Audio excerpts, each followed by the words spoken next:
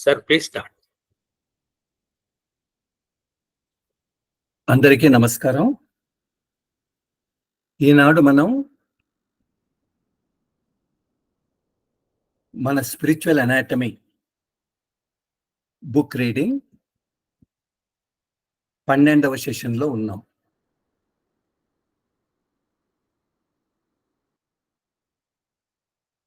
ఆధ్యాత్మిక మానవ శరీర నిర్మాణ ప్రాజెక్ట్ చాలా ముఖ్యమైనది అని మాస్టర్ గారు అంటారు.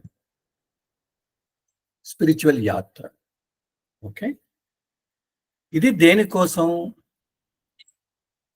మనలో అంతర్నిహితమైనటువంటి మూలస్థితిని చెందేదానికోసం. దీని గురించి కేనోపనిషత్తులో శిష్యుడు ఒక ప్రశ్న వేస్తాడు గురువుకు, సమర్థ సద్గురువుకు. కేనేషితం పతతి ప్రేషితం మనః,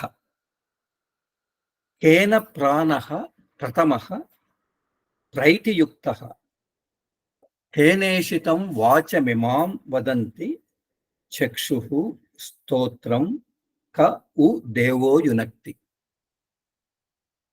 శిష్యుడు ఏం ప్రశ్న వేస్తాడు అనంటే, కేన ఇషితం పతతి ప్రేషితం మనః, దేని చేత మనస్సు అనేది మనల్ని సంకల్పించి ఎన్నో కోరికల వైపు తీసుకెళ్తుంది. అది ఎందుకు ఊరకుండొచ్చు కదా, అది ఎందుకు అలా ఎక్కడికో తీసుకెళ్తుంది? దేని చేత? ఎవరు నడిపిస్తున్నారు దాని వెనకల? కేన యుక్త ప్రథమ ప్రాణ, ఎవరి చేత మన శరీరంలో మనం అనుకోకుండానే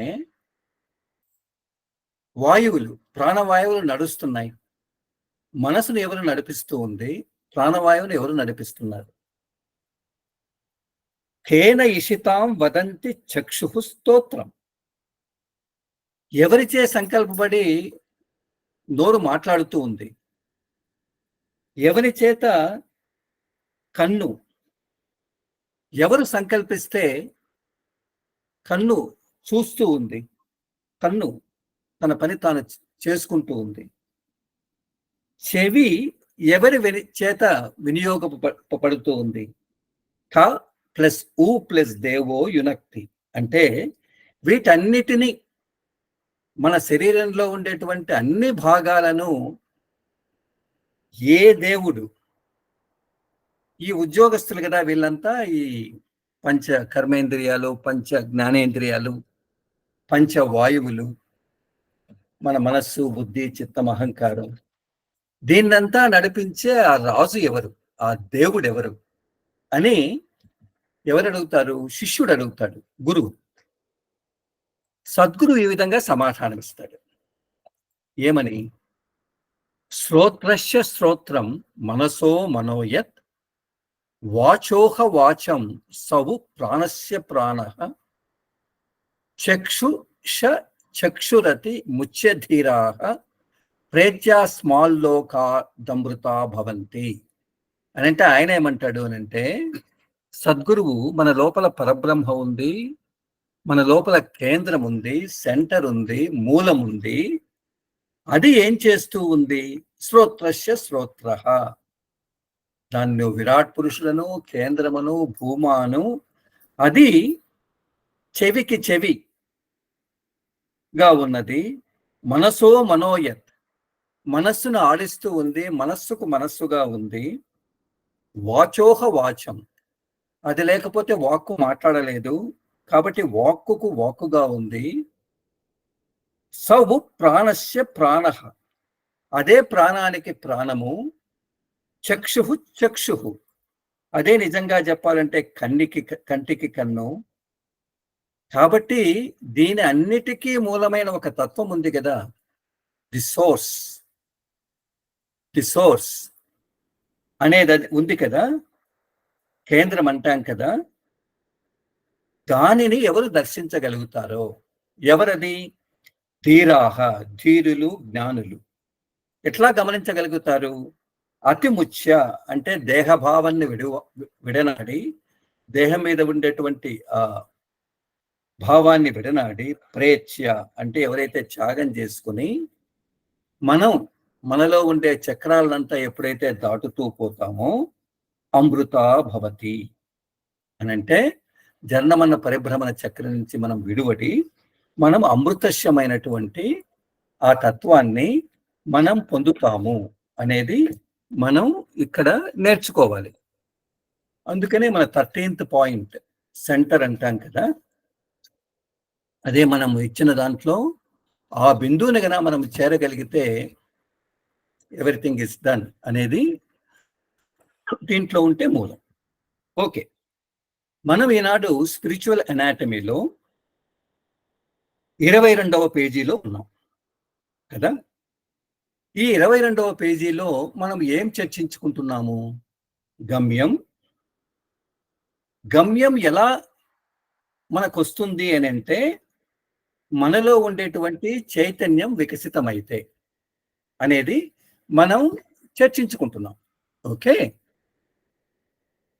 అయితే ధ్యానానికి చైతన్యానికి ఎలా ఈ లింక్ అనేది ఎంత అందంగా ఇక్కడ వర్ణిస్తాడో మనం చూద్దాం.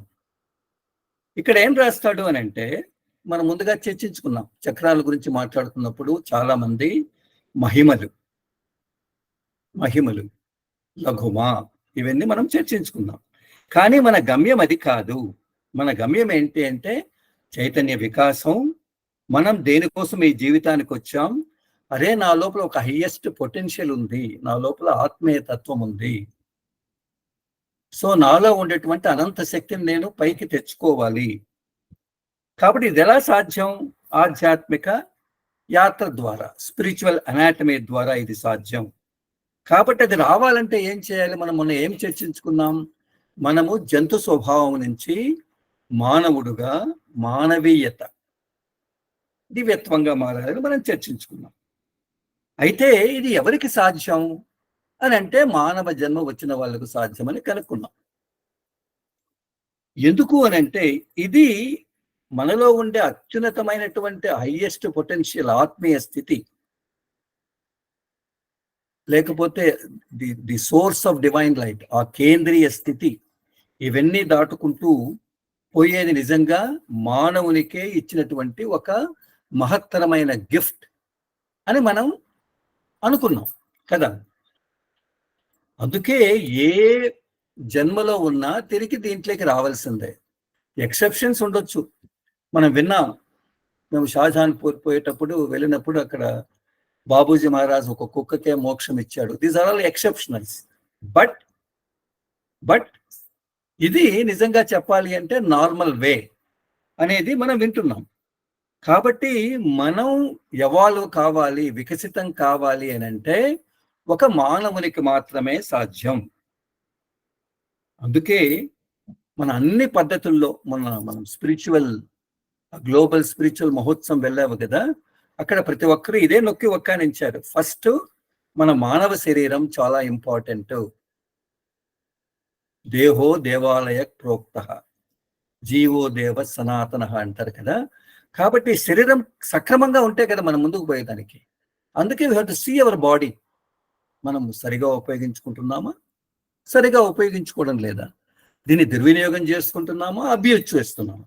ఓకే, ఇక్కడ మాస్టర్ గారు మాట్లాడుతూ there are many paths that can foster one's growth and evolution. 22nd page లో లాస్ట్ లో one path I confidently recommend is the heartfulness way and its practices. You may already following some other systems and the techniques I share here. ఎంత వినయంగా చెప్తాడు. I share here are complementary. You can adopt them along with whatever else you may be following. రాజు గారు పెద్ద ఆయన చెబుతూ, అయితే మనము సాధనలో మనం ముందుకు పోవాలి, పెరుగుదల కావాలి, ఎవల్యూషన్ వికాసం కావాలి అని అంటే నేను హృదయపథం హార్ట్ఫుల్నెస్ వే ఈ పద్ధతిని నేను చెప్తున్నాను బాబు, ఈ పద్ధతిని మీరందరూ అనుసరించండి. అయితే ఆయన ఎంత బాగా చెప్తారు. అందుకే సహజ మార్గం ఈజ్ యూనిటీ. బాబూజీ ఏమన్నారు? మన సహజ మార్గం అనేది ఐకమత్యంగా ఉండేదానికి కదా. కాబట్టి ఎంతమంది ఉన్నా రాజీ చెబుతూ మీరు ఏ పద్ధతినా ఫాలో చేయండి బాబు. మీరు ఏ సాంకేతిక పద్ధతులనైనా టెక్నిక్స్‌నైనా మీరు ఫాలో చేయండి. దాంతో పాటు దీన్ని కూడా సప్లిమెంటరీ అంటే అనుబంధంగా దీన్ని కూడా ప్రాక్టీస్ చేయండి. అది వాళ్ళలో ఉండేటువంటి తత్వం. అన్నీ కలుపుకొని ముందుకెళ్ళాలి. మనమంతా ఒక్కటే. ఏ పద్ధతిలో ఉన్నా ఒక్కటే. అయితే దీన్ని కూడా మీరు జోడించుకుంటే ముందుకెళ్ళొచ్చు. ఇంకా ముందుకెళ్ళొచ్చు అనేది ఆయన తాత్పర్యం. ఎక్కడ ఎవరిని తప్పులు పట్టలేదు. ఓకే. మీరు కాదు, నేను కాదని ఎప్పుడూ అనలేదు. మీ పద్ధతి, నేనే ముందుండాలి. ఇవన్నీ ఆయన ఎప్పుడూ చెప్పలేదు. ఆయన చెప్పిందంతా ఏంటి అనంటే, మీరు ఏ పద్ధతైనా ఫాలో చేయండి. దాంతో పాటు కొంచెం సేపు ధ్యానం చేయండి ఈ పద్ధతి ప్రకారం అని అంటున్నారు. Okay. The role of the essential practices which you will learn in chapter 5, the heartfulness essential practices, is to create the conditions for the chakras to enliven. ఈ పేరా మాత్రం మీరు చక్కగా వినాలి. Think of enlivening a chakra as a flower blossoming from a bud. From a bud. As chakras enliven, the subtle bodies evolve. The ego becomes humbler. Intellect transforms into wisdom. And thinking evolves into feeling. The koshas, the seats around the soul, are also transcended. The net result, your consciousness evolves and the soul's potency grows. We do not act directly on the consciousness. Our body benefits when we work on the arms, legs, chest, and core muscles. Similarly, consciousness is a beneficiary of the work done on the system of the soul. ఇది మనం కరెక్ట్గా అర్థం చేసుకోవాలి. What is మనం చేసే సాధనా పద్ధతి? Brother మీరు పెట్టొచ్చు షేరింగ్. సో మనం చేసే సాధనా పద్ధతి ఆయన చెప్తున్నారు. నేను 5వ చాప్టర్ అంటే మనం నెక్స్ట్ గా వెళ్తే డూ అండ్ ఫీల్ ఉంది కదా, దాంట్లో వెళ్తే ఆయన ఏం రాశారు అంటే మన పద్ధతులంతా వివరించారు. రిలాక్సేషన్, మెడిటేషన్ ఇవన్నీ వివరించారు.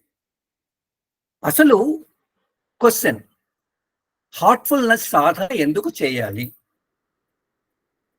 హార్ట్ఫుల్నెస్ సాధన ఎందుకు చేయాలి అని అంటే ఆయన ఏం చెప్తారు అని అంటే, నెంబర్ 1, ఫస్ట్ అండ్ ఫార్మోస్ట్ ఏమంటాడు?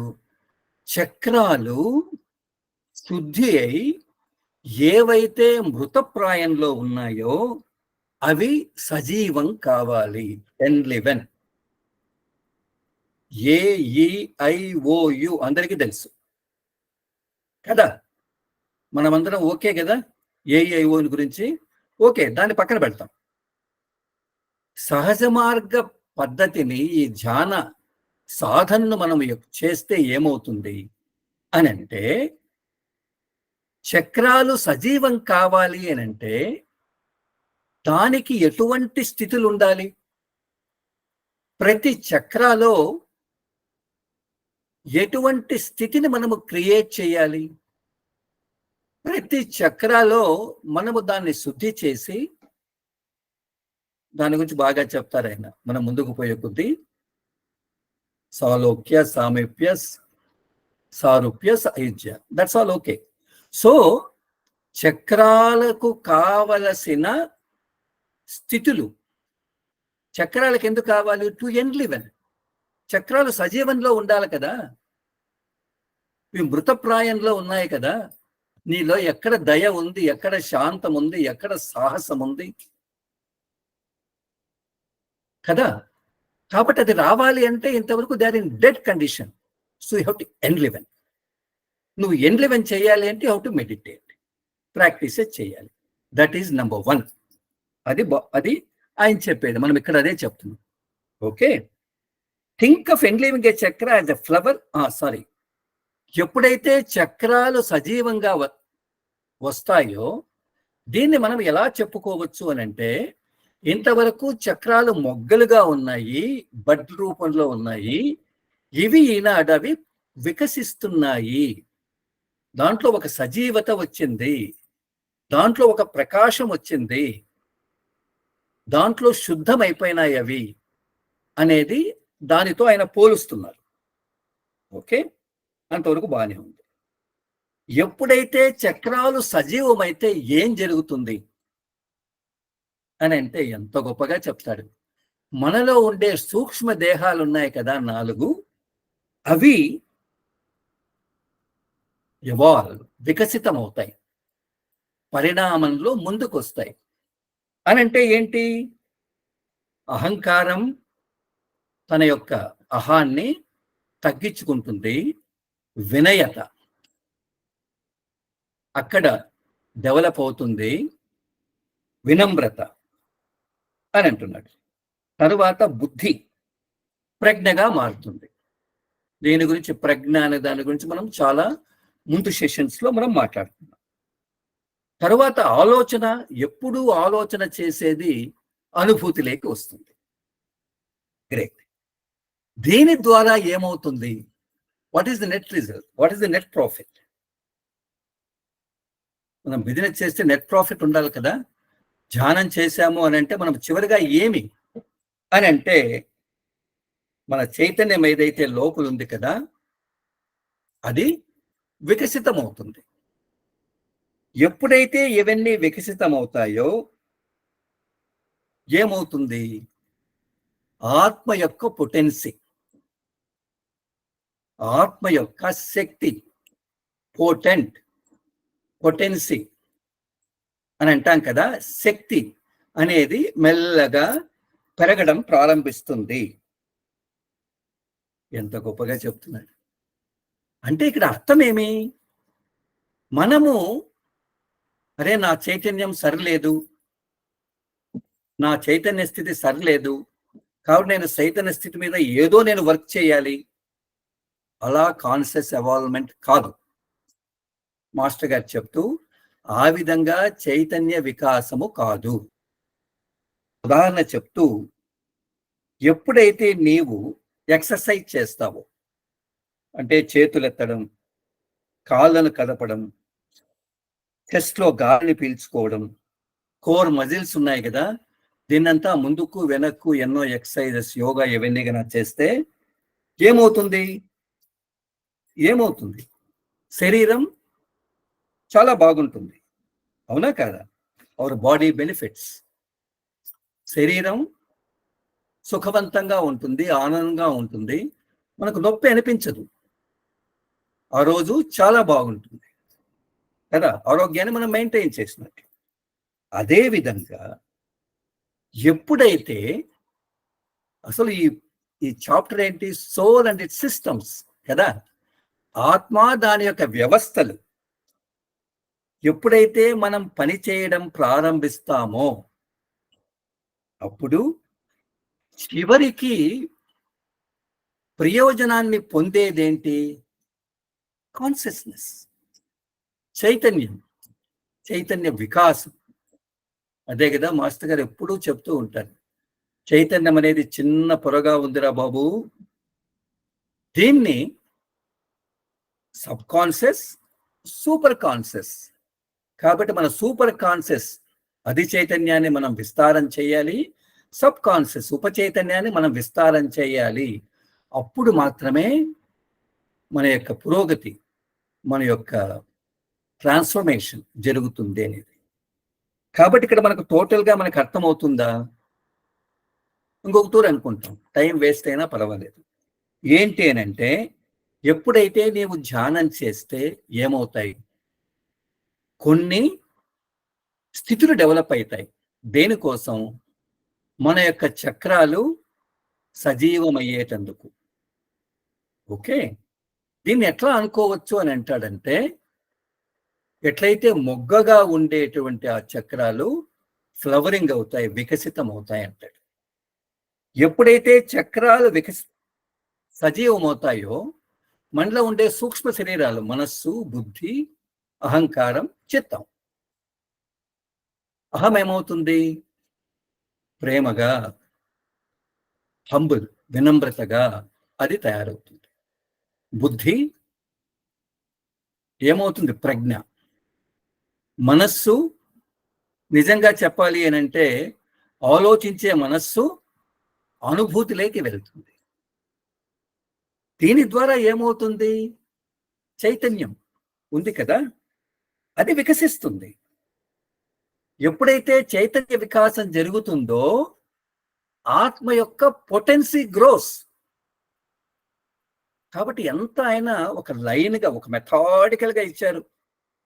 ధ్యానం, మన సూక్ష్మ శరీరాలు, చైతన్య వికాసం, దాని ద్వారా ఆత్మ యొక్క శక్తి నిద్రాణంగా ఉందంటారు కదా మన ఆత్మీయ స్థితి, అది సజీవమవుతుంది అని అంటున్నారు. కాబట్టి దీన్ని బట్టి మనం ఏమర్థం చేసుకోవాలి అని అంటే, ఎట్లయితే మనం ఎక్సర్సైజ్ చేసి శరీర ఆరోగ్యాన్ని మనం తెచ్చుకుంటామో, అదేవిధంగా ఎప్పుడైతే ఆత్మ దాని యొక్క వ్యవస్థలు, మనం వ్యవస్థల గురించి అనుకున్నాం కదా, చక్రాలు, సూక్ష్మ శరీరాలు, తర్వాత పంచ కోశాలు, ఇవన్నీ కూడా మార్పు ఎప్పుడైతే చెందుతాయో దాని ద్వారా ఆత్మ యొక్క ఎనర్జీ పొటెన్సీ పెరుగుతుందో చైతన్య వికాసం ఆటోమేటిక్ అనేది ఒక పక్క ఇచ్చారు. నిజంగా ఇది చదివిన తర్వాత నా హృదయం అలా అలా అయిపోయింది. నెక్స్ట్ బ్రదర్, తరువాత ఏమవుతుంది? తరువాత ఏమవుతుంది ఎంత బాగా చెప్తారు. As our consciousness evolves, our range of awareness widens. మనకి ఇంతవరకు చాలా ప్రశ్నలు ఉన్నాయి. కాన్షియస్నెస్ ఏంటి, అవేర్నెస్ ఏంటి, దీనికి దానికి సంబంధం ఏంటి? And hour perception refined. With the help of refined perception, we make better decisions in life that are growth oriented. क्या बात है? The qualities of the heart take center stage. ఎప్పుడు వస్తాయి హృదయంలో ఉండే గుణాలు? ఈయన చెప్తున్నారు ఇక్కడ. And benefit us in day-to-day life. For example, if you are a manager, you become a better listener and lead your teams with great success. For a homemaker, Guhinika, your poise will create an enriching environment at home for your family. If you are a teacher, you create a receptive classroom environment. In this way, qualities like acceptance, peace, love, courage, and clarity begin to blossom in your life, and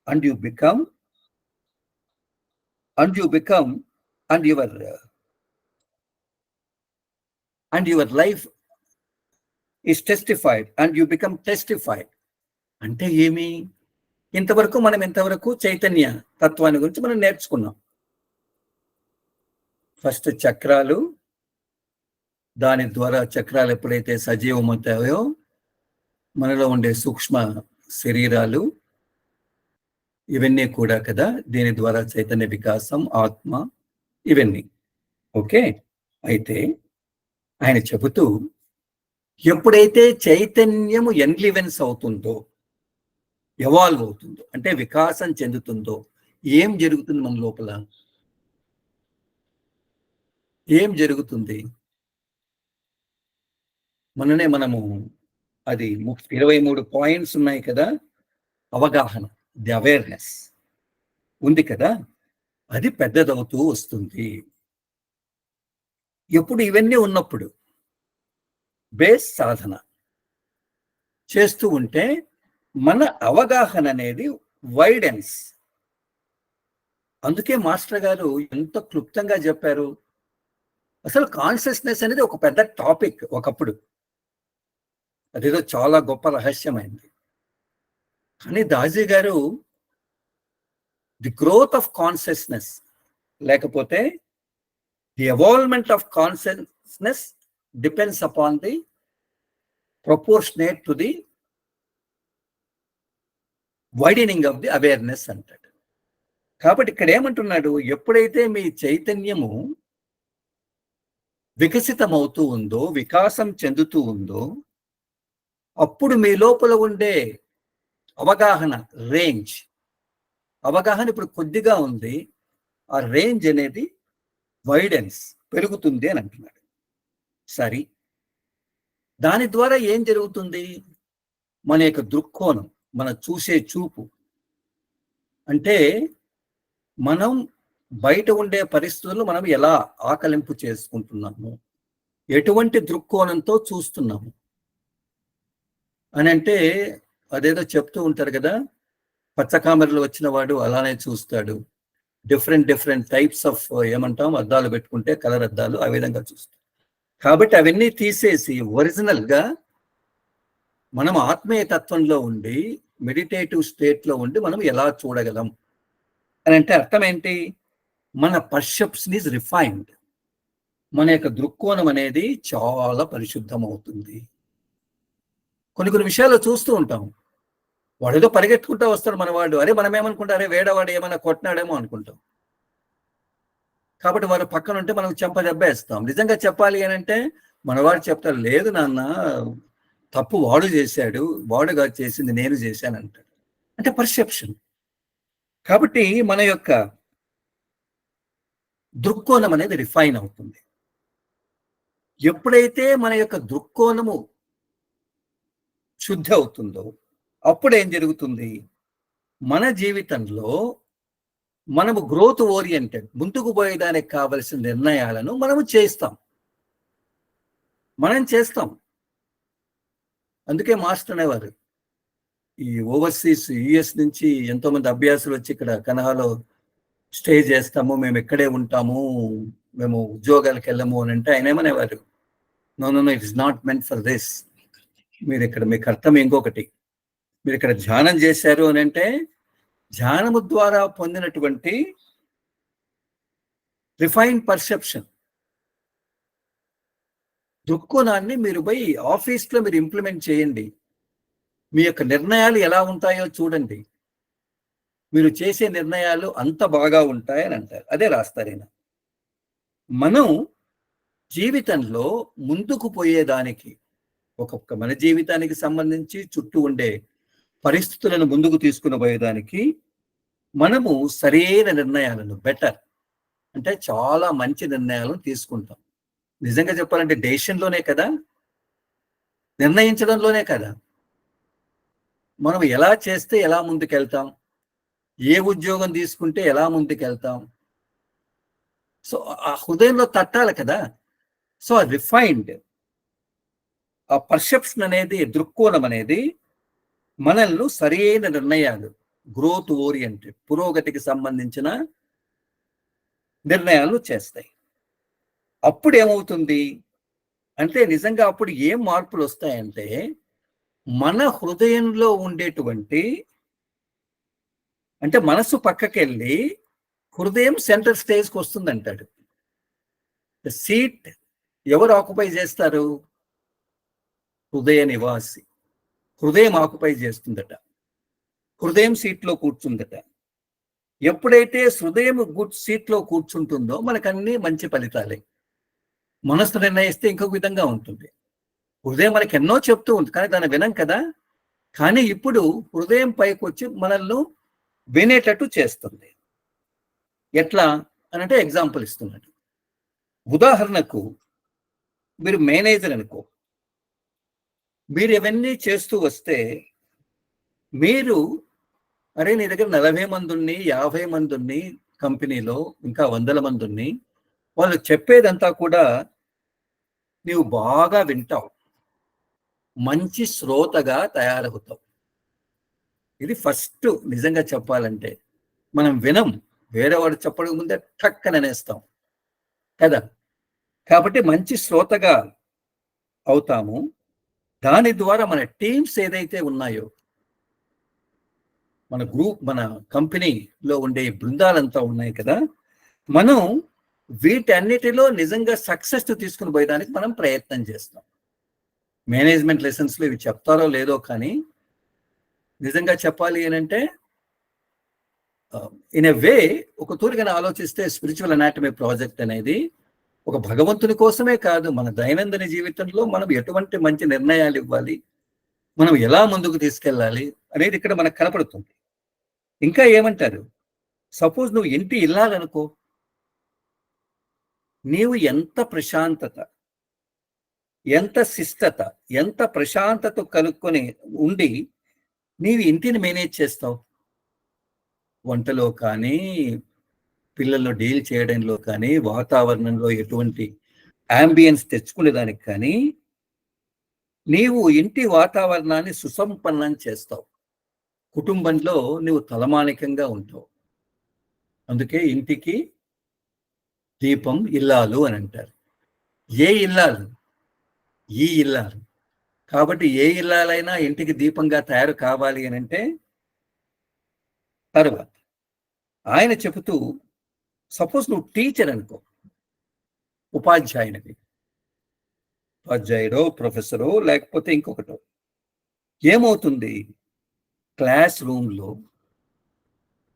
రూమ్లో అందరూ మీరు మాట్లాడుతూ ఉంటే వాళ్ళు చెవి అప్పగించి వింటారట. అని అంటే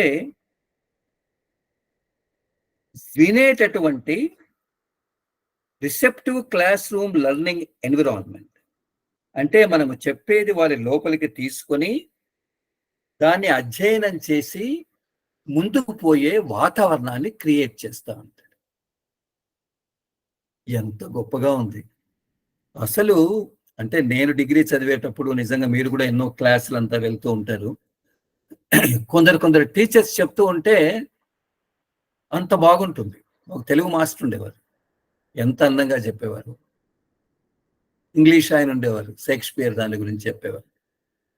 పిన్ డ్రాప్ సైలెన్స్. ఓకే, మిగతా క్లాసెస్ చూస్తే ఎంత గోలగోలగా ఉంటాయో తెలియదు. ఓకే, అయితే ఇక్కడ ఏమంటారు అని అంటే, ఈ స్లైడ్లో మనం ఏమనుకుంటున్నాం, ఎప్పుడైతే చైతన్యం వికసితమవుతే మనలో ఉండేటువంటి అవగాహన అనేది పెరగడం ప్రారంభిస్తుంది. ఎప్పుడైతే అవగాహన పెరగడం ప్రారంభిస్తుందో నువ్వు చూసే చూపు, నీ పర్సెప్షన్, దృక్కోణం మారుతుంది. ఎప్పుడైతే నీ దృక్కోణం శుద్ధమవుతూ వస్తుందో, అంటే నీ అద్దాలు సరిగా మలినం లేకుండా నువ్వు చూడగలిగేది ఎప్పుడైతే వస్తుందో, మనం జీవితంలో మన జీవన పథంలో ముందుకెళ్ళేదానికి కావలసినటువంటి బెటర్ డెసిషన్స్, చాలా ముఖ్యమైన నిర్ణయాలు చేయగలుగుతారు. అందుకేనేమో పెద్ద పెద్ద వాళ్ళంతా కూడా, చాలా ప్రాముఖ్యం చెందినటువంటి ప్రైమ్ మినిస్టర్స్ వీళ్ళంతా కూడా కొందరు నిర్ణయాలు చేస్తే అక్కడ నిజంగా మొక్కవోదు. అంతే కదా. తప్పుడు నిర్ణయాలు చేశామనుకో, ఎమర్జెన్సీ లాంటివి, ఎలా ఉంటుంది, ఇంకొక విధంగా ఉంటుంది కదా, ఎంతమంది బాధపడతారు. అలా కాకుండా మనుషులను ముందుకు తీసుకుని పోయేదానికి కావాల్సిన నిర్ణయాలు చేశారనుకో, అందరినీ సమత్వంగా అని అంటున్నారు. అని చెబుతూ ఇంకొకటి చెప్తాడు, హృదయపు లక్షణాలు. మనసు పక్కకెళ్ళి మనసు కిందికి వెళ్తుంది, హార్ట్ సీట్ మీద ఉంటుంది. ఇంతవరకు మనసు సీట్ మీద ఉంది, హార్ట్ చేతులు కట్టుకొని ఉంది. ఇప్పుడు అలా కాదు, హార్ట్ సీటు మీద ఉంది, మనస్సు చేతులు కట్టుకొని ఉంది. అప్పుడు మన జీవితం, దైనందిన జీవితంలో చాలా బాగుంది అని ఆయన ఉదాహరణలు ఇచ్చారు. ఒక మేనేజరు సరైన శ్రోతగా ఉండి అందరినీ టీంను పర్ఫెక్ట్గా తీసుకెళ్తారు. గృహిణి ఇంటికి దీపం ఇల్లాలు, ఆమె ఇంటిలో పర్ఫెక్ట్ అంబియన్స్, పర్ఫెక్ట్ ఎన్విరాన్మెంట్. కొందరు ఇళ్లలో చూస్తే చాలా చాలా చూడ ముచ్చటగా ఉంటుంది వాళ్ళ ఇంట్లో. కొందరు చూస్తే మనం చెప్పలేము, ఇంట్లోకి అడుగు పెట్టాలంటే కష్టంగా ఉంటుంది అని చెబుతూ ఆయన లాస్ట్లో ఏమంటారంటే, ఇన్ దిస్, ఈ విధంగా మన లోపల అంగీకారం, శాంతం, ప్రేమ, ధైర్యం, స్పష్టత, ఇవన్నీ కూడా మన జీవితంలో రావడం ప్రారంభిస్తాయి అని అంటున్నారు. ఆ విధంగా నీవు దీనిలో యువర్ టెస్టిఫైడ్ అని అంటే నీవు విజయం సాధించావు, అంటే ఈ టెస్ట్ లో నువ్వు నెగ్గావు, ముందుకెళ్ళావు. Next slide brother. ఓకే అని అంటున్నాడు. అయితే ఇక్కడ ఒకటి గుర్తుపెట్టుకోవాలి, ఇది చాలా ఇంపార్టెంట్ పాయింట్, చాలా ఇంపార్టెంట్ పాయింట్. ఎంత ధ్యానం చేసినా ఇవన్నీ లక్షణాలు వచ్చినా ఒకటి మనల్ని వెనక్కి లాగుతూ ఉంటుంది అని అంటున్నారు. ఏంటది? There is a flip side also to growing awareness. ఎంత మనలో కాషన్ ఇస్తాడు ఎవరు? సద్గురు దాజీ గారు.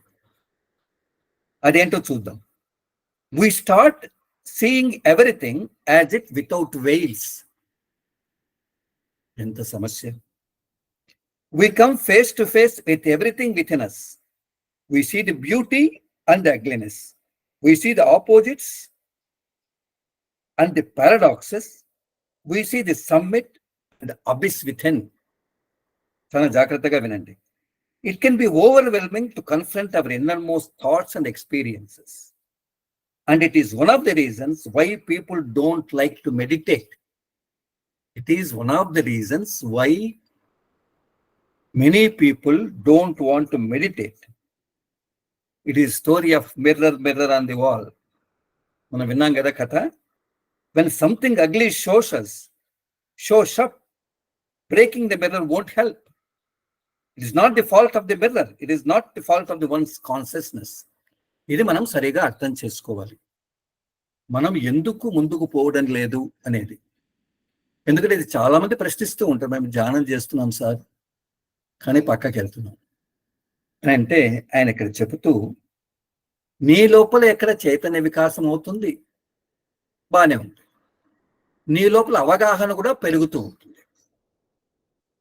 అయితే ఎప్పుడైతే అవగాహన పెరుగుతుందో there is a flip side. అంటే మంచి దారి వైపు కాదు, అవగాహన పెరిగే కొద్దీ ఇంకొక సైడ్ ఉంది అంటున్నాడు, పక్కకు పోడే సైడ్ ఉందంటున్నాడు, ప్రక్క చూపు ఉందంటున్నాడు. అది ఎలా అనేది మనం చూస్తాం. ఎప్పుడైతే నీ లోపల అవగాహన చిత్రపటం పెరుగుతూ వస్తుందో నీవు ప్రపంచంలో జరిగే అన్ని విషయాలను, నీ చుట్టూ ఉండే అన్ని విషయాలను నువ్వన్నీ చూస్తావు. ఎటువంటి కవరింగ్ లేకుండా, ఆవరణ లేకుండా చూస్తావు. మంచి చూస్తావు, చెడు చూస్తావు, హింస చూస్తావు, ద్వేషం చూస్తావు, బాధ చూస్తావు, ఆనందం చూస్తావు. ఇవన్నీ నీకు కనపడుతూ ఉంటాయి. అయితే అంటే అర్థం ఏంటి? మనం ప్రతి ఒక్క దాన్ని ఫేస్ టు ఫేస్, అంటే అందం, తరువాత కురూపితనం, ఇట్లా ప్రతి ఒక్క ద్వైతాలను మనం చూస్తూ వస్తాం, ఆపోజిట్స్. అయితే మన లోపల సెన్సిటివ్ ఎప్పుడైతే అవేర్నెస్ ఉంటుందో, అవగాహన ఎప్పుడైతే మన లోపల పెరుగుతుందో, మన లోపల సున్నితత్వం అనేది పెరుగుతుంది అనేది దీనివల్ల నాకు అర్థమవుతుంది. దాని ద్వారా ఏమవుతుంది? మన లోపల ఆపోజిట్స్ అనేది మనం చూస్తూ వస్తాం. అంటే ఒకదానికొకటి ఆపోజిట్స్. అరే ప్రేమతత్వం ఉంటే అది మనల్ని అట్రాక్ట్ చేస్తే ఇట్స్ ఓకే. కానీ వేరే చోట ఎక్కడైనా కామతత్వం ఉంది కూడా, అది కూడా మనకు కనపడుతూ ఉంటుంది. అని అంటే ఆయన చెబుతూ మనకు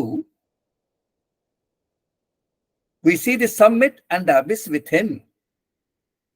అంటే ఎత్తైన పర్వతాన్ని చూస్తాము, అగాధాన్ని చూస్తాం. ఎత్తైన పర్వతాన్ని చూస్తాము, అగాధాన్ని చూస్తాం. కాబట్టి మనం కళ్ళు మూసుకొని కూర్చుంటే ఎక్కడైనా ఏదైనా జరిగిందనుకో, అది లోపల మనల్ని బాధిస్తూ ఉంటుంది, నొక్కుతూ ఉంటుంది. ఎక్కడైనా తప్పు జరిగిందనుకో, అరే ఎందుకు ఇలా ఉంది ప్రపంచం, అని మనలో ఉండే సున్నితత్వం, అవేర్నెస్ అనేది మనల్ని పీడిస్తూ ఉంటుంది.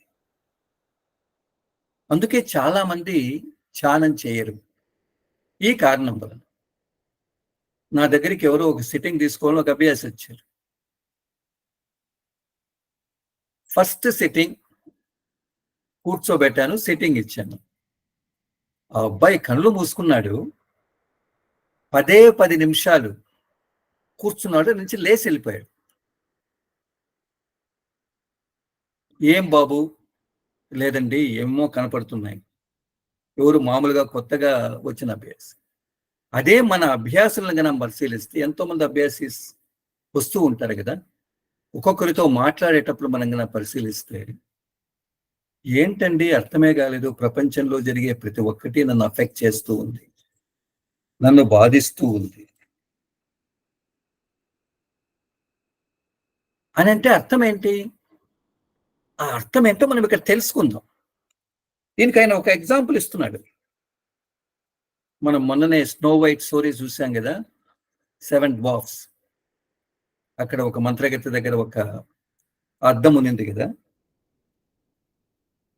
దాన్ని ఏమమ్మా ఎలా ఉన్నావు, ప్రపంచంలో అందగత్తె ఎవరు, నేనే కదా అని అంటే అదేం చెప్తుంది? నువ్వు కాదు అందగత్తెవు, నీవు చాలా కురూపివి అని నీ యొక్క ఫోటో దాంట్లో చూపించింది అనుకో. అప్పుడు నువ్వు కోపంతో అద్దాన్ని పగలగొట్టావనుకో, దానివల్ల ఏం ఉపయోగం? ఉపయోగం లేదు కదా. అదే విధంగా నీ లోపల అవగాహన పెరిగి, అవేర్నెస్ ఎప్పుడైతే ఈ సాధనా పద్ధతుల ద్వారా పెరుగుతుందో, నీలో ఉండే చైతన్యం అన్నిటినీ చూపిస్తూ ఉంటుంది. ఎప్పుడైతే చూపిస్తూ ఉంటుందో నువ్వేమనుకుంటావు? ఎట్లయితే అది అద్దాంది కదా తప్పు, అట్నే నా లోపల ఉండే చైతన్యాన్ని తప్పు, నా లోపల ఉండే మనస్సు తప్పు, బుద్ధి తప్పు, ఇలా అనుకుంటే తప్పు కదా. It is not the fault of consciousness. ఎంత గొప్పగా చెప్తున్నాడు ఆయన. ఇది మనమందరం అనుభవించేదే. ఇది ప్రతి ఒక్కరం అనుభవిస్తున్నాం. అవన్నీ వస్తాయి మన లోపల. వచ్చినప్పుడు మనం ఎలా ఉండాలి?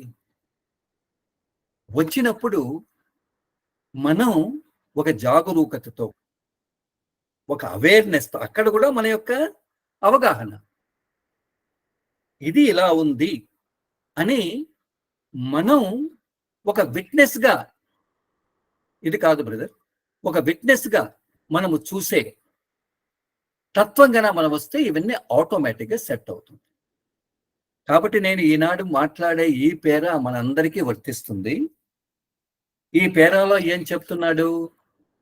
మన అవగాహనలో ఇంకొక సైడ్ ఉంది. ఎందుకు అంటే, ఎప్పుడైతే మన లోపల అవగాహన పెరుగుతూ వస్తుందో, అంటే ఇది కూడా ఒక స్థాయి, దాన్ని దాటిన తర్వాత పరిస్థితి వేరు. అది వచ్చినప్పుడు మనం ప్రపంచంలో ఉండే ప్రతి ఒక్క దాంతో అఫెక్ట్ అవుతాం. సెన్సిటివిటీ పెరుగుతుంది కాబట్టి, మంచి చెడు, క్రింద పైన అన్నీ చూస్తూ వస్తాం, అన్నీ మన లోపల తెలుస్తూ వస్తుంది. అందుకే చాలా మందికి మన ఉదాహరణ తెలుసు కదా, దాజీ గారు.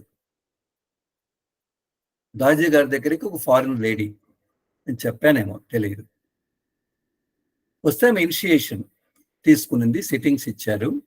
ఆమె ఎంత గొప్పగా ఉంది అంటే, అది ఆయనకు దాజీ గారిని షేక్ హ్యాండ్ ఇచ్చి, ఎంత గొప్ప తత్వం, ఇంత గొప్ప ప్రశాంతత, ఇంత గొప్ప అంబియన్స్ నా లోపల ఎప్పుడూ చూడలేదు అని ఆయనకు చెప్తూ, నేను ఎప్పుడు కూడా ఈ సంస్థలోనే ఉంటాను, దేనికి మించింది లేదు అని చెప్పింది.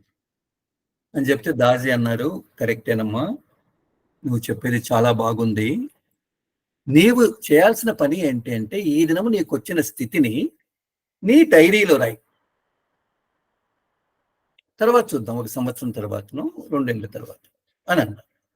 బాగానే ఉంది. 1 సంవత్సరం అయిపోయింది. ఆమె ఓవర్సీస్ ఇదే లేడీ, ఫారిన్ లేడీ. 1 సంవత్సరం తర్వాత ఆయనకు ఉత్తరం వచ్చింది. ఏమని? చాలా కష్టంగా ఉంది దాజీ గారు, నేను దీంట్లో ఉండలేకపోతున్నాను, దీని నుంచి ఎప్పుడప్పుడు బయటికి వెళ్ళాలనుకుంటున్నాను, ఎందుకంటే ప్రపంచంలో ఉండే ప్రతి ఒక్కటి నాకు కలత చెందిస్తూ ఉంది, నాకు ప్రతి ఒక్కటి కలత చెందిస్తూ ఉంది, ఏం లాభం ఇది అని ఆయనకు రాస్తుంది.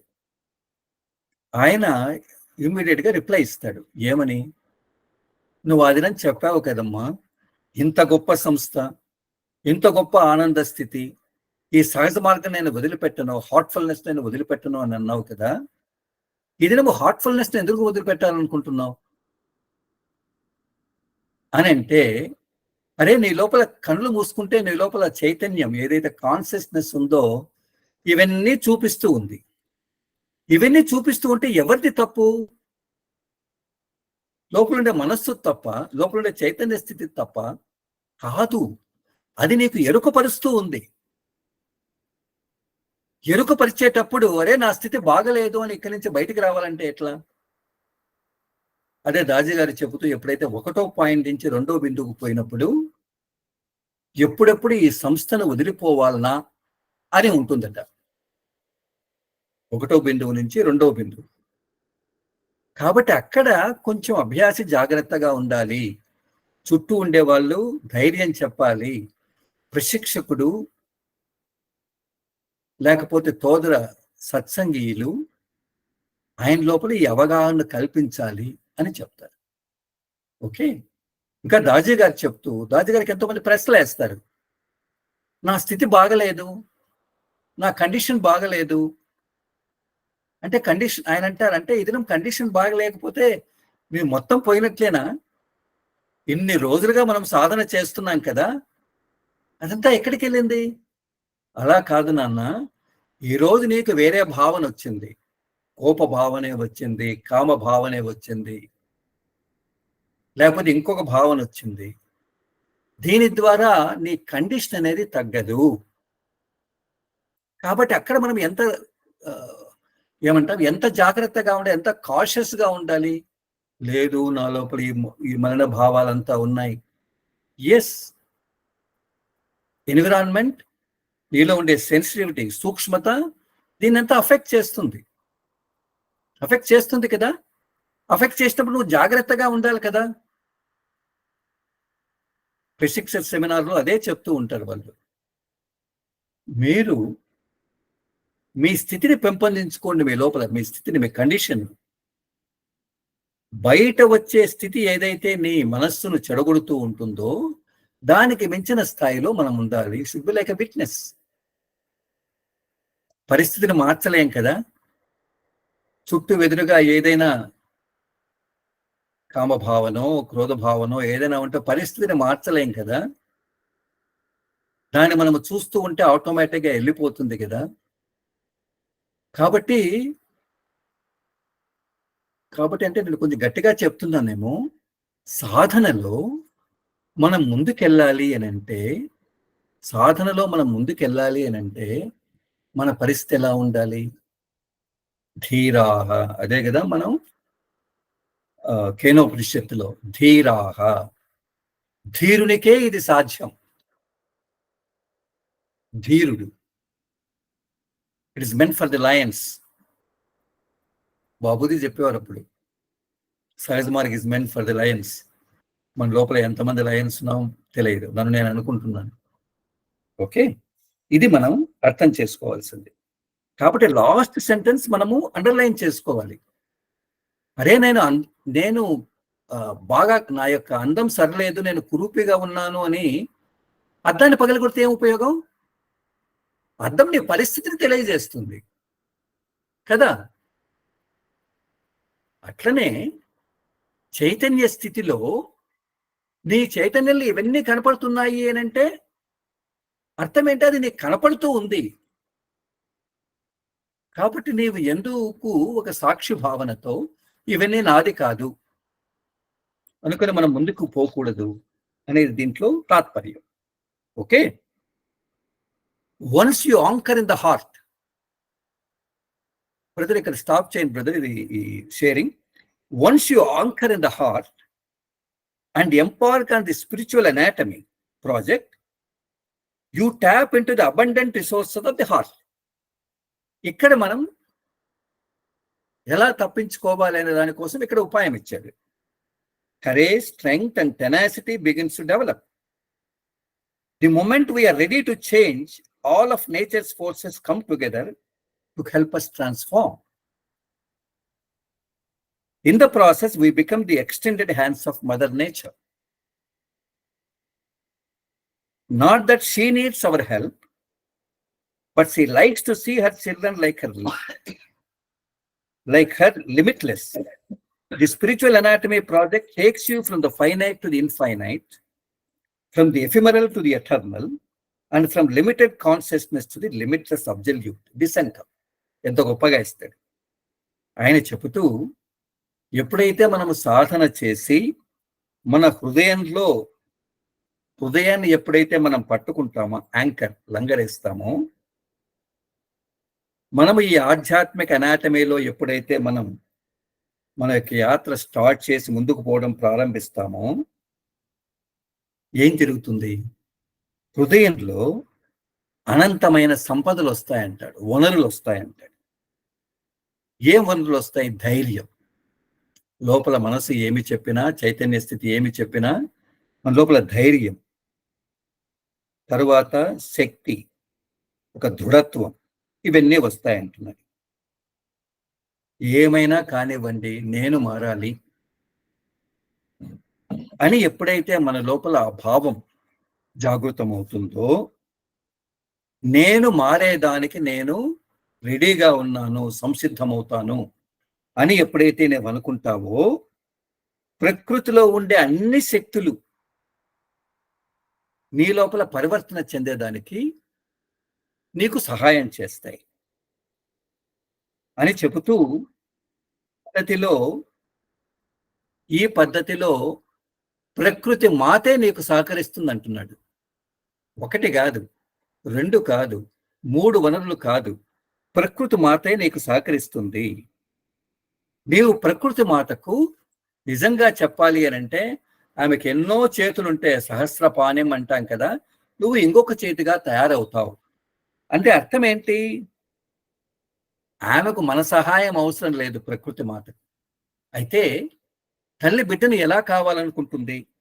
తన మాదిరి తయారు కావాలనుకుంటుంది కదా, తన మాదిరి ఈ మంచి గుణాలంతా ఉండాలనుకుంటారు కదా, తన మాదిరి అనంత స్థితిలో ఉండాలనుకుంటుంది కదా, పరిమితం కాదు అనంత స్థితిలో ఉండాలనుకుంటుంది కదా, అట్లా తీసుకెళ్తుంది అంటున్నాడు. కాబట్టి మన యొక్క ఆధ్యాత్మిక యాత్ర, ఈ స్పిరిచువల్ అనాటమీ ప్రాజెక్ట్, ఈ బుక్ ఉంది కదా, ఈ పుస్తకం, ఇది ఏం చేస్తుంది? మనల్ని మితం నుంచి అనంతం, from finite to the infinite. ఎంత బాగా మాట్లాడతాడు ఆయన. ఫ్రమ్ ఎఫిమరల్ టు ది ఎటర్నల్ అని అంటే, అశాశ్వతమైన దాని నుంచి శాశ్వతమైన దాని కోసం. ఎన్నో మారుతూ ఉంటాయి కదా, ఈ మారే దాంట్లో మార్పు చెందని స్థితి ఉంది కదా, దానివైపు వెళ్తాం. ఏదో సంకుచిత భావాలతో, లిమిటెడ్ కాన్షియస్నెస్ నుంచి విశాలమైన భావన. ఏంటి ఈయనే చేస్తున్నదా, ఈయనే ఎందుకు, ఎన్నో ఉంటాయి భావాలు. కాబట్టి సంకుచిత భావము నుంచి అనంతమైనటువంటి లిమిట్లెస్ అబ్సల్యూట్, అనంతమైన పరిపూర్ణ తత్వం అంటే ఏంటి? కేంద్రానికి మనం, కేంద్ర స్థితిని మనం చేరుతాము అని అంటున్నాం. అయితే ప్రతి పార్టులో దాజీ ఒక ప్రశ్న వేస్తారు. ఆ ప్రశ్నకు ఆయన సమాధానం ఇస్తారు. ఐ థింక్ దీన్ని మనం కంప్లీట్ చేస్తే మన యొక్క ఒక క్వశ్చన్ వేస్తారు, ఒక ప్రశ్న. I come from a religious background Daaji. We pray regularly and celebrate religious holidays. Do I need to stop these practices to be successful in growing spirituality? అంటే ఆయన ఏం ప్రశ్న వేశారు అని అంటే, సార్ నేను ధార్మిక పద్ధతుల నుంచి నేను వచ్చాను సార్, మేము చేసే కర్మకాండ అనేది ఉంది కాబట్టి మేము ఎన్నో పండుగలు వస్తాయి, పబ్బాలు వస్తాయి, ఆ రోజు మేము పండుగలు సెలబ్రేట్ చేసుకోవాలి, ఆ పద్ధతి ప్రకారము ఈ పూజ ఆ పూజ ఇవన్నీ ఉంటాయి కదా, ఇవన్నీ ఉంటాయి. అప్పుడు ప్రార్థనలు కూడా చేస్తూ ఉంటాము ధార్మికానికి సంబంధించి. కాబట్టి ఎప్పుడైతే నేను ఆధ్యాత్మికంగా పెరగాలని మీ దగ్గరికి వస్తే ఇవన్నీ స్టాప్ చేయాలా? ఈ ప్రశ్న మీకు అర్థమయ్యే ఉంటుంది. మేమంతా కర్మకాండ చేస్తూ ఉంటామండి. ఒక్కొక్క తూరి ఏమవుతుంది అనంటే పండుగలు ఇవన్నీ చేస్తూ రావాలి. అప్పుడు నేను ఇక్కడ స్పిరిచువాలిటీలో ధ్యానంలో చేరాను, ఇవన్నీ ఆఫ్ చేయాలనా అనేది ప్రశ్న. ఆయన జవాబు చూడండి ఎలా ఉందో. All religions teach about the concept of God's homely presence, love and idea that we are all children of God. The question is not about teachings or observation of belief.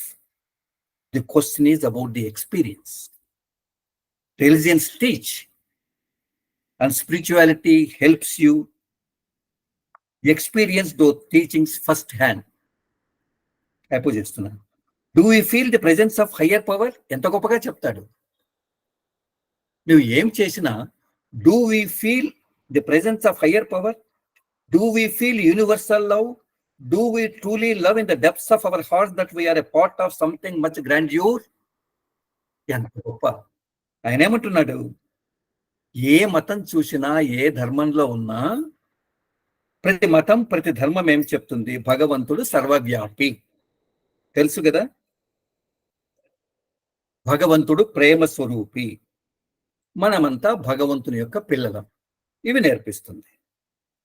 కాబట్టి మతం గాని ధర్మం గాని దాని ఉపదేశాల్లో ఎటువంటి తప్పు లేదు. మీరు నమ్మకంతో చేసేటటువంటి దాంట్లో తప్పు లేదు. అయితే ప్రశ్న ఏంటి అనంటే, మీరు ఏ మతమైనా ఫాలో చేయండి, ఏ పద్ధతి అయినా ఫాలో చేయండి, మీకు అనుభూతి ఉందా? దాంట్లో మీరు అనుభూతి చెందుతున్నారా? అంటే ఏం అనుభూతి అనంటే, మీరు చేసే ధార్మిక పద్ధతులు కర్మకాండ ఆధ్యాత్మికతలో ఎప్పుడైతే ప్రవేశించారో ఆధ్యాత్మిక ఏం నేర్పిస్తుంది మిగతా చేసేదానికంతా అనంటే, మనం నిజంగా ఏ పద్ధతి చేసినా అరే మన లోపల ఒక ఉన్నతమైనటువంటి శక్తి నా చుట్టూ ఉంది, ఆ చైతన్య స్థితి యొక్క భగవంతుని యొక్క తత్వం, మాస్టరీయ తత్వం నా లోపల ఉంది అనేటువంటి ఆ ప్రెజెన్స్ అంటే ఉండడం మనకి ఎప్పుడైనా అనుభూతి వచ్చిందా? మనం చూసాం కదా ఒక ఎగ్జాంపుల్. తర్వాత నిజంగా మనకు విశ్వజనీన ప్రేమ ఉందా, యూనివర్సల్ లవ్. ఇంకా చెబుతూ మన హృదయాల్లో మనం లోపలికి వెళ్ళి ధ్యానంలో కూర్చున్నామంటే కనీసం కొంతసేపైనా మనము లోపలికి వెళ్ళి లోపల ఉండేటువంటి అందమైన ప్రపంచాన్ని, మామూలుగా మనం ఉండే తత్వం కంటే లోపలికి వెళ్ళి అలా కూర్చుంటే మనం ఎంత ప్రశాంతతలోకి, ఎంత అనుభూతిలోకి మనం బయటకు వస్తూనే మనం ఎంత ఏమంటాం, ఒక ప్రెజెన్స్ అంటే ఒక సంతుష్టి, ఇవన్నీ మనకు ఫీల్ అవుతున్నామా? ఇది కదా ఉండాల్సింది అంటున్నాడు. The tools for experience are meditation, contemplation, prayer. The Buddha, Jesus, Nanak, Mohammed all meditated to experience the truth. Your religious practice and the spiritual practice of heartfulness are not in conflict. When we work on our spiritual anatomy, we progressively experience the truth in our hearts. కాబట్టి బుద్ధుడు చెప్పని, నానక్ చెప్పని, మొహమ్మద్ చెప్పని అందరూ ఏమని చెప్పారు? అరే ధ్యానం చేయండి, మెడిటేషన్, కాంటెంప్లేషన్, చింతన చేయండి, ధ్యానంలో ఎటువంటి స్థితిని పొందుతారో దాని మీద చింతన చేయండి, ప్రార్థన చేయండి, ఇవన్నీ చెప్పారు. వాళ్ళంతా దేనికోసం చెప్పారు? సత్య అన్వేషణ, సత్యం యొక్క అనుభూతి, మన లోపల ఒక భగవంతుని యొక్క అస్తిత్వం, ఉనికి, దాని గురించి వాళ్ళు చెప్పారు. కాబట్టి నువ్వు రిలీజియస్ ప్రాక్టీస్ చేయి, మతానికి సంబంధించి ఆధ్యాత్మిక ప్రాక్టీస్ చేయి, ఏది కూడా హార్ట్ఫుల్నెస్ అంటే మీరు చేసే కర్మకాండ మతానికి సంబంధించింది, హార్ట్ఫుల్నెస్ చేసేటువంటి ఈ కార్యక్రమాలకు ఉన్నాయి కదా, ఇది దీనికి వ్యతిరేక్తం కాదు. ఎప్పుడైతే హార్ట్ఫుల్నెస్కి వచ్చి మనము యాత్రలో పాల్గొంటామో మన హృదయాల్లో ఏదైతే నువ్వు పొందదలుచుకున్నావో అది దాని యొక్క అనుభూతిని మెల్లమెల్లగా ప్రోగ్రెసివ్గా క్రమానుగతంగా నువ్వు అనుభూతి చెందుతావు అని చెబుతూ ఎంత గొప్పగా చెప్తా లాస్ట్ సెంటెన్స్ చాలా బాగుంటుంది. It is important to respect the religion we are born in to, but it is also crucial to take the next step towards diving in to the ocean of spirituality. The yatra takes us from religion to spirituality, from spirituality to reality, from reality to bliss, and bliss to nothingness. ఇక్కడ చాలా బాగుంది. ఏ మతం ఏ ధర్మంలో నువ్వు పుట్టావు అనేది కాదు, అయితే దాని తర్వాత ఇంకొక దాన్ని తీసుకున్నావా? స్వామి వివేకానంద్ అంటూ ఉంటారు, నువ్వు ఏ మతంలోనైనా పుట్టయ్యా మంచిదే, it is better to born in a religion, but it is very bad to die in religion. మతంలో చనిపోవడం కాదు, నువ్వు ఆధ్యాత్మికతలో చనిపోవాలి. అంటే నీవు భగవంతుని యొక్క ఆ దివ్య తత్వంలో, ఆ సముద్రంలో నువ్వు మునగాలి. అంటే అర్థం ఏంటి? మనం చేసే ఈ స్పిరిచువల్ అనాటమీ ప్రాజెక్ట్ అనేది, ఈ ఆధ్యాత్మిక యాత్ర అనేది మతం నుంచి ఆధ్యాత్మికతకు, ఆధ్యాత్మిక నుంచి సత్యతత్వానికి, సత్యతత్వం నుంచి బ్రహ్మానందానికి, బ్రహ్మానందం నుంచి శూన్యత్వానికి వెళ్ళాలి అని అంటున్నారు. చాలా సంతోషం, చాలా సంతోషం. మనం ఇక్కడ ఆప్ చేద్దాం. దీని గురించి తర్వాత ఇంకా విస్తారంగా చర్చించుకుంటాం. థ్యాంక్ యూ సో మచ్ అందరికీ. నమస్తే.